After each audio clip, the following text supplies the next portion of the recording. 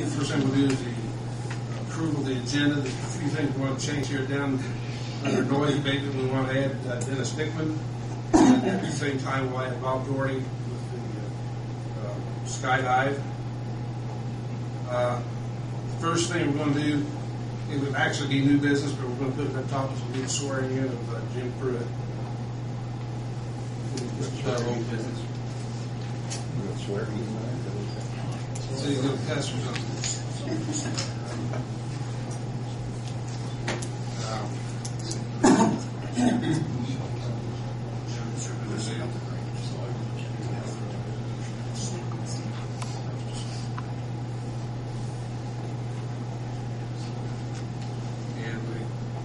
We have to discuss, get authorization to sign. Anything else seen needs to be added? Okay, I'll take a motion to approve the agenda as modified. So moved. I'll second it, but I don't know. Until I get sworn in, I don't know whether it counts. All those in favor? Aye. Okay. First thing we'll do is the approval of the January minute. Well, wait a minute. You want to swear to Mr. Pruitt in, please? Now, by the way, Gerald is sick. He's been taking some tests. He had a CAT scan and an ultrasound. He's going in for an upper GI series tomorrow, so he's having some problems right now.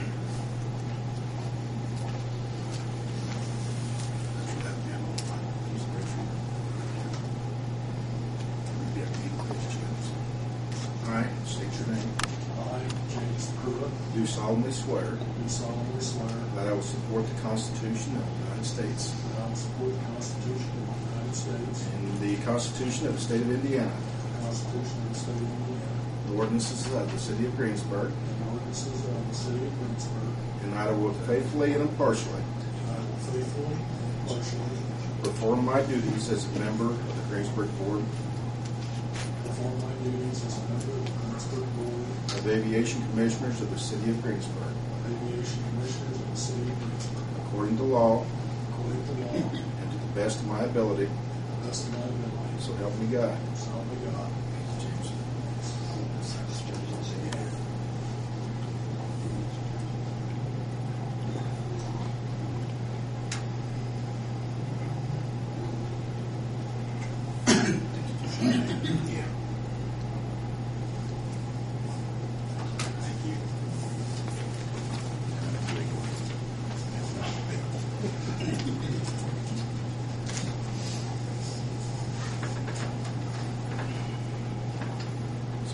Okay.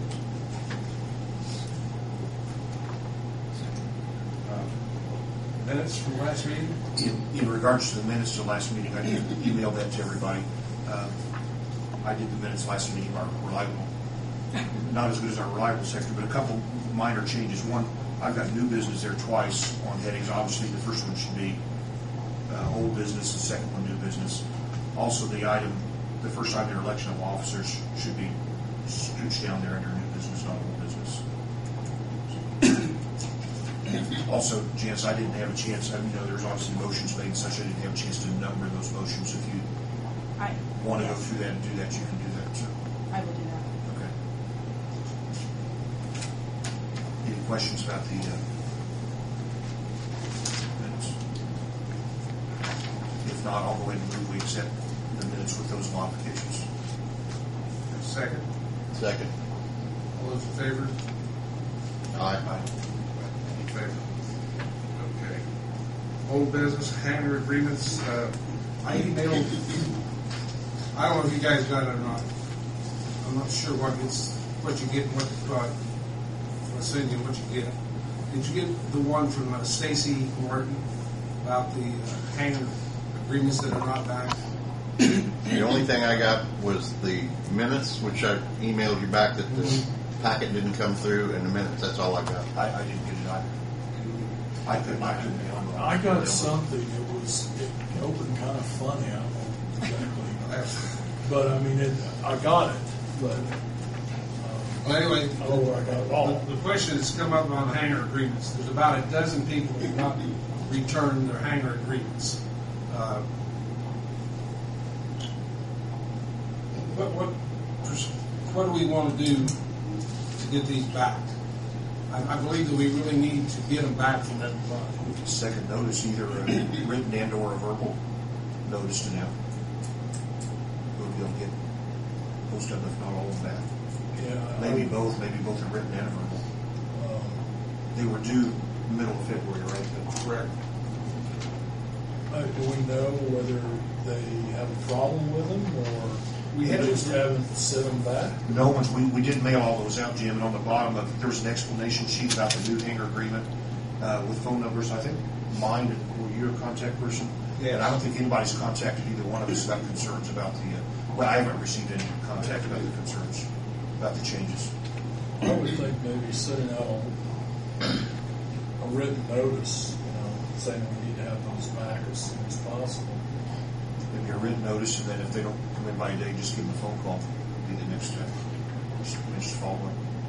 I'll write a little letter sent out to each and every one of them. We really need to have it.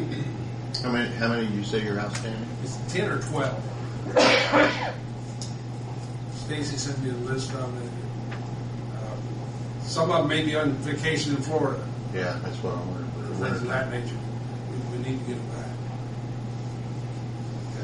While we're going along with that, did the helicopter, did they abandon their hangar?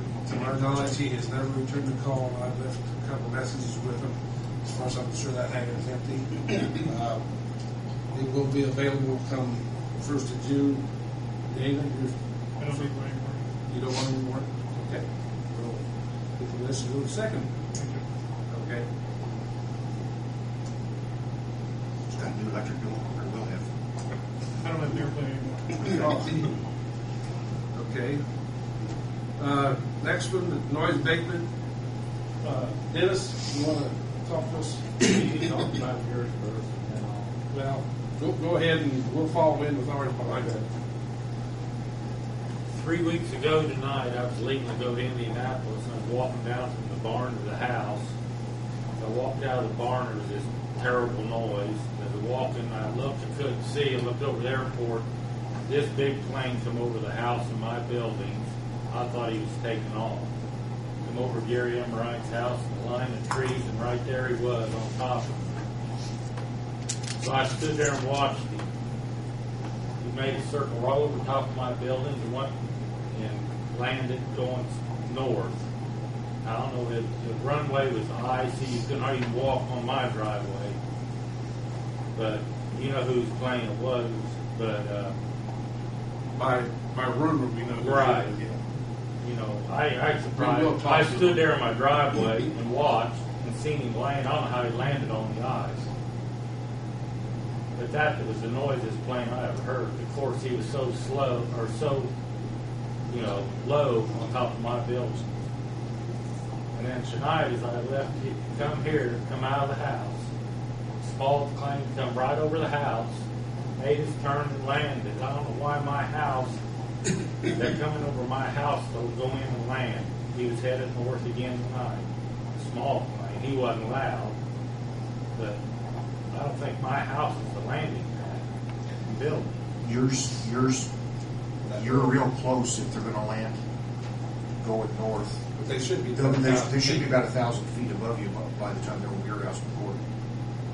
This little one wasn't tonight. Yeah. My silo was 90 foot tall, and Yeah. that big plane 3 weeks ago, if I had 3 more silos, he probably would have took it all. Is that right? Yeah, because they'd be just about 1,000 feet. If they're running a pattern landing from the south to the north, they'd cross over you, headed south, at about 1,000 feet, then start dropping and descending, come around and land. So they should have been higher than 1,000. They should have been 1,000 feet. This guy was checking around. I thought he took off, but he come up over the tree, Jerry and my house, and there he was. Okay. And he just made a bend and went and landed, headed toward the north. If we know who they are, and I've been told who they think that first person is too, we just go talk to them. That's what we're going to do. I had trouble with another plane last year. I got my truck went over and talked to him. It hadn't happened again. Yeah. But, you're talking about the noise, and I am worried about noise. I operate chainsaws and farm equipment. Yeah. But it's a safety factor. I got a building back there with probably fertilizer and we're